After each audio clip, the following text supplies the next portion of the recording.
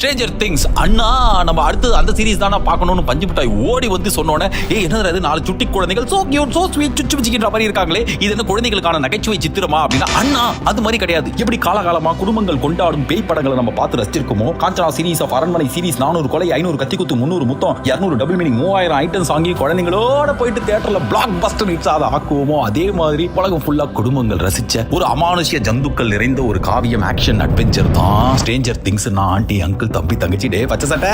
எங்க ஆரம்பிக்குது இந்த கதை அப்படின்னா, ஹாக்கின்ஸ் அப்படின்றது குக்கர் தான் நம்மளுக்கு தெரியும். ஆனா அது கிடையாது. அது ஒரு இடம் அமெரிக்கால. அது எப்படின்னா, பெருங்கலத்தூரில் ஒரு பெச நகர்ன்ற மாதிரி ஊருக்கு வெளில இருக்கிற கேட்டர் கம்யூனிட்டியில எப்படி ஏழை குடும்பம் இருக்குமோ அது மாதிரி யாருமே இல்லாத 4 போலீஸும் நல்லா இருந்த ஊருன்ற மாதிரி எந்த குற்றமும் நடக்காத, கடைசியா தூக்கு போட்டவன் 1832 கடைசியா காணாம போனவன் 1342 காணாம போன மாதிரி அமைதியான ஒரு சொர்க்க பூமி தமிழ்நாடு தானே அப்படின்னு. இல்ல ஹாக்கின்ஸ். அந்த ஹாக்கின்ஸ்ல ஒரு 4 சின்ன பசங்க இருக்காங்க. வில்லு, டஸ்டின், லூகாஸ், மைக். 4 பசங்க என்ன பண்றாங்க அப்படின்னு பார்த்தாக்க, ஏய் மைக் நான் உங்க வீட்டுக்கு வரேன்டா, வாடா நம்ம எல்லாம் கேம் சொல்லலாம் அப்படின்னு சொல்லிட்டு, நம்ம சின்ன வயசுல என்ன கேம் விளையாடுவோம், ட்ரேட் கேம் பிசினஸ்ல. நான் இண்டோர் வாங்கிட்டேன், ஐயோ அது வேஸ்ட், பார்ட்னர் தான் சூப்பர் அப்படின்ற மாதிரி இண்டோர் பார்ட்னர்லாம் வாங்கி பிசினஸ் விளையாடுவோம். இல்ல WWF ட்ரம்ப் கார்ட்ஸ் விளையாடுவோம், பாப்பா ஷாங்கோ, மரத்துல mango, undertaker, Rasna maker, ultimate warrior, motorcycle கேரியர்ன்ற மாதிரி அந்த கேம்ஸ், செஸ், கேரம் போர்டுன்னு சொல்லிட்டு சாத்விகமான ஆட்டம் தானே ஆடுவோம். இவனுக்கு என்னடானா அமானுஷ்ய சக்திகள் நிறைஞ்ச டெமோகார்கன்றானுங்க, உமாட்ரூமன்றானுங்க, ஏதோ ஒரு கேம் விளையாடுறானுங்க. அது நம்மளுக்கு பார்க்கும்போதே பயமா இருக்கு. இந்த மாதிரி நைட் இந்த கேம் விளையாட்டு, ஏய் பைடா மைக் ஐல் சீ டுமாரோடா அப்படின்னு சொல்லிட்டு கிளம்புறானுங்க. அப்படியே சைக்கிள் ரேஸ் ஓட்டும் போகும்போது பார்த்தா திடீர்னு வில்ல காணோம். எப்பா ஜொனாதன் ஒரு தம்பி வில்ல காணுப்பா அப்படின்னு அந்த வீரத்தாய் ஜாய் சொல்லும்போது 2 பேர் அதிர்ச்சி ஆகி அவங்க தேட ஆரம்பிச்சு அப்படியே போலீஸ் கிட்ட போறாங்க. யார் இவரு அப்படின்னு பார்த்தாக்க,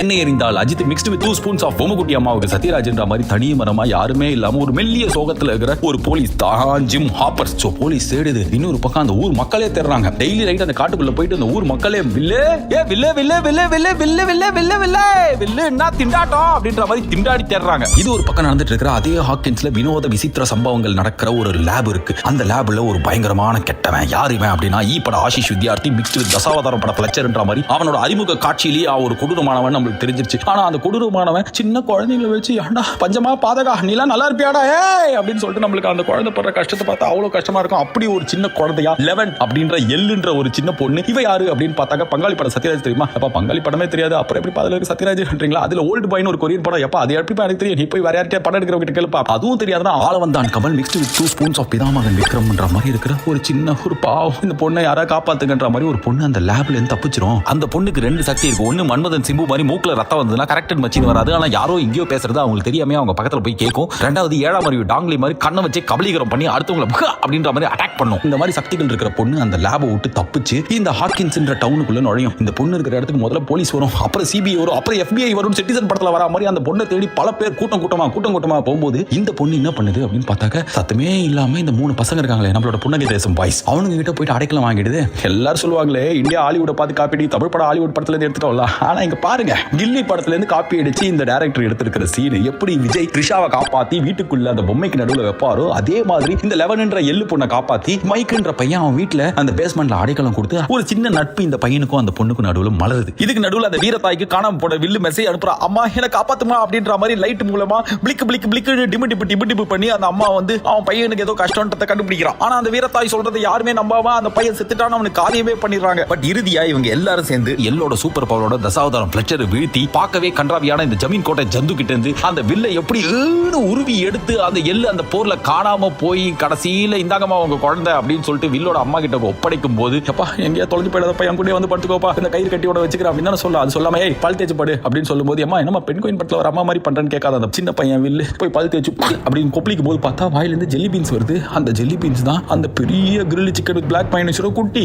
அது வந்து அப்படியே வாஷ் பேசின்குள்ள போகும்போது நம்மளுக்கு தெரிஞ்சிச்சு, ஓ இவ உடம்புக்குள்ள இன்னும் இருக்கு போல இருக்கு அந்த அமானுஷ்ய ஜந்து. என்ன ஆக போதும் இந்த குழந்தைக்குன்ற பரிதவிப்போட ஃபர்ஸ்ட் சீசன் முடியும் போது 2வது சீசன் ஆரம்பிக்குது. அப்ப பார்த்தா மேக்ஸ் என்கிற மேட் மேக்ஸ் அப்படின்ற ஒரு புது பொண்ணு வர. அவளுக்கு ஒரு அண்ணன் பியார் பிரேமா காதல்ல வர ஆனந்த் பாபு மாதிரி ஒரு கோவக்கார ரூட் இளைஞன் தான். ஆனா இதே நேரத்துல வில்லு உடம்புல அந்த அமானுஷ்ய சக்தி குடிக்கொண்டு ஒன்று இருக்கு ஆனா இல்ல அப்படின்ற மாதிரி அவன் சொல்றது யாருமே நம்ப மாட்டேன்றாங்க. அவன் என்ன பண்றான்னா பீஸா படத்துல ஒரு சின்ன பொண்ணு மாதிரி இதுக்கு வரைஞ்சு தள்ளுறான். அப்படியே அவன் வரையறது கூட நம்மளுக்கு மேட்டர் இல்ல. ஆனா எப்படி ஒரு வீட்டுல இவ்வளவு ஸ்கெட்ச் பண்ணி கிரையான்ஸ் கலர் பென்சில் இருக்குன்ற ஒரு ஆதங்கம் நம்ம உள்ள எழுறத தவிர்க்கவே முடியாது. அப்படி அவன் வரைஞ்சு அவங்க அம்மா கிட்ட அதை உண்மையை தெரிவிக்கிறான். அந்த அம்மா ஆமாப்பா நான் கூட ஃப்ரிட்ஜ்ல போய் மேக்னெட் ஒட்டினா அந்த மேக்னெட் ஒட்டவே மாட்டேன்னு போலீஸ் ஆஃபீஸர் ஆபரேட்டர் போய் சொன்னா, ஆப்பர் சொல்லியாப்பா அவன் குழால தண்ணி வரலன்னு எல்லீரல தண்ணி இல்லப்பா அப்படின்ற மாதிரி அமுச்சு விடுறான். அந்த ஆப்பருக்கான கம்ப்ளைண்ட் விசித்திரமா வர ஆரம்பிச்சது. என்னன்னு பார்த்தாக்கா அந்த ஊர்ல ஹாக்கின்ஸ்ல இருக்கிற விவசாயிகளோட தோட்டத்துல இருக்கிற பரங்கிக்காய் பூசணிக்காலாம் அழுகி போகுது.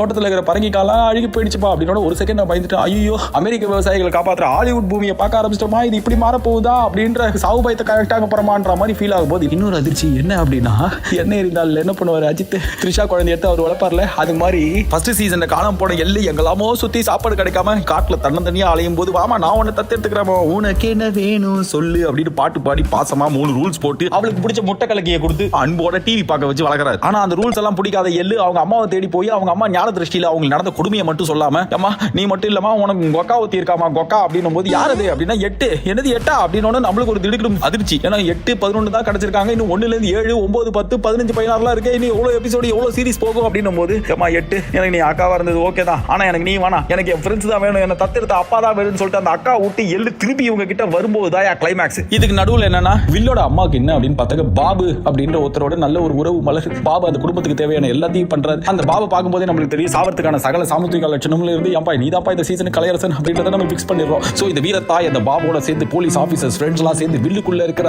அந்த அமானுஷ்ய சக்தியை விரட்டி 2ஆம் உலகத்துக்கு ஒரு ஓட்டை இருக்கே அந்த டோர், அந்த டோரி எப்படி அந்த இல்ல அவளோட பவரை வச்சு அப்படி மூடினா அது மூடி அவளோட சக்தியெல்லாம் எழுதாயாபா விடுங்களா என்ன உருடே அப்படின்ற மாதிரி அவ டயர்ட் ஆகி அப்பா ஒரு வழியா முடிஞ்சதுடா அப்படின்னும் போது அந்த ஸ்கூலோட ஆனுவல் டே நடக்குது. நம்ம ஊர் ஆனுவல் டேல எப்படி இருக்கும், boys this side girls performance பண்ணுங்க அப்படினோட ராதை மனதில் என்ன ரகசியமோ அப்படின்னு பொண்ணுங்க ஒரு பக்கம் ஆடி பசங்களா காணா பாட்டு ஆடுவாங்களே, ஆனா அந்த ஊர்ல பாய்ஸ் அண்ட் கேர்ள்ஸ் சேர்ந்து டான்ஸ் ஆடுறாங்க. எங்குதே மனம் இன்ப வாழ்விலே தோட்டம் தினம் தினம் பூந்தோட்டம் அப்படின்னு சொல்லிட்டு அவங்க டான்ஸ் ஆடிட்டே இருக்கிற அந்த ஆனுவல் டே ஃபங்க்ஷனுக்கு வெளில வந்து அந்த ஸ்கூல்ல இருந்து அப்படி மேல பார்த்தா grilled chicken with black mayonnaise பயங்கர பெருசா மாறி அப்படியே நான் இன்னும் இருக்கேன் போல அப்படின்னும் போது 2வது சீசன் முடியுது.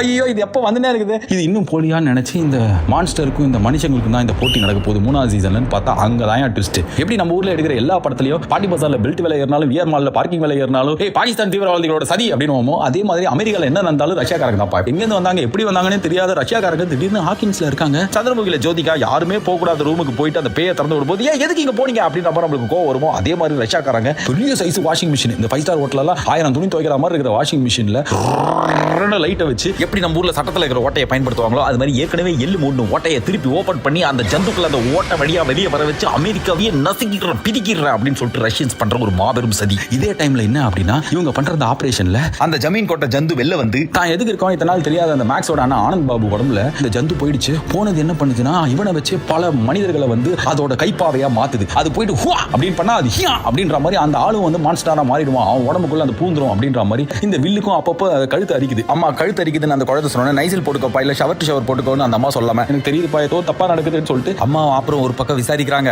ஒரு பக்கம் சீக்கிரட்டா ரஷ்யாக்காரங்களோட அராஜகம், இன்னொரு பக்கம் ஜந்து பல பேர் ஜந்துவாக்கி உலகத்தை அழிக்கிறதுக்கான ஒரு முயற்சியில் ஈடுபடுறது. இந்த எள்ளு மறுபடியும் இவங்களோட துணையோட தடுப்பாளா அப்படின்னு நம்ம எதிர்பார்த்துட்டே இருக்கும்போது ஆல்மோஸ்ட் தடுக்க போகும்போது பார்த்தா ஜிம் அப்புறம் அப்படின்னு சொல்லிட்டு காணாம போய் செத்து போகும்போது என் மனசே வெடிச்சு நான் அழுதுட்டேன். அவங்க உருவாக்கி இருந்த அந்த வாஷிங் மிஷினை எத்தனை ஏசி மெக்கானிக் வச்சு சர்வீஸ் பண்ணாலும் முடியாதுன்ற மாதிரி அப்படின்னு சொல்லிட்டு துவம்சம் பண்ணி அதை உடைச்சி ரஷ்யாவோட மிஷனை டெஸ்ட்ராய் பண்ணி அந்த ஜந்துவை எள்ளு மொத்த சக்தியை வச்சு பிசி விட்டதுக்கு அப்புறம் அந்த சீரிஸ் முடியும் போது 4வது சீசன்ல என்ன பண்ணுவாங்கன்னு நம்ம யோசிக்கும் போது 10,000 20,000 கிலோமீட்டர் தூரத்துல ரஷ்யால ஒரு பாதாள சிறையில 2 சோல்ஜர்ஸ் போறாங்க. போயிட்டு ஏய் அவனை கூப்பிடுனா, ஏய் அவன் இல்லடா அவன் அமெரிக்கன் இவனை கூப்பிடு அப்படின்னு சொல்லிட்டு அவங்க நாட்டுக்காரனையே அமெரிக்காக்காரரை சேஃபா வச்சுட்டு அவங்க நாட்டுக்காரனையே கூட்டிட்டு போயிட்டு அதே ஜந்து டெமோகார்கன் பூமிக்கு அடியில ஒரு இடத்துல வச்சிருக்கானுங்க. அங்க போயிட்டு இந்த மனுஷனை வந்து ஏதோ சிக்கன் பீஸ் போடுற மாதிரி போட்டு அதுவும் வந்து அப்படி சாப்பிடும் போது நம்மளுக்கு லைட்டா பொறி தட்டுது. அமெரிக்காக்காரனா ஓ இப்ப இந்த போலீஸ் சாப்பிடு தானே செத்து போயிட்டான்னு சொல்லிட்டு அந்த எள்ளு நினைச்சிட்டு அந்த லெட்டர் படிக்கும் போது நம்ம அழுது வேஸ்டா, ஆமா வேஸ்ட் தான், தாயை பிரிந்த காட்டி யானை தன் குட்டியை தேடும் பாச ஹாலிவுட் போராட்டம்ன்ற மாதிரி. சோ மற்றும் ஒரு முறை எள்ளு எண்ணெயா மாறி அவளோட அப்பாவை காப்பாத்துறதுக்காக ரஷ்யா வரைக்கும் போறாளா இல்ல அவ பவரை யூஸ் பண்ணி ரஷ்யாவே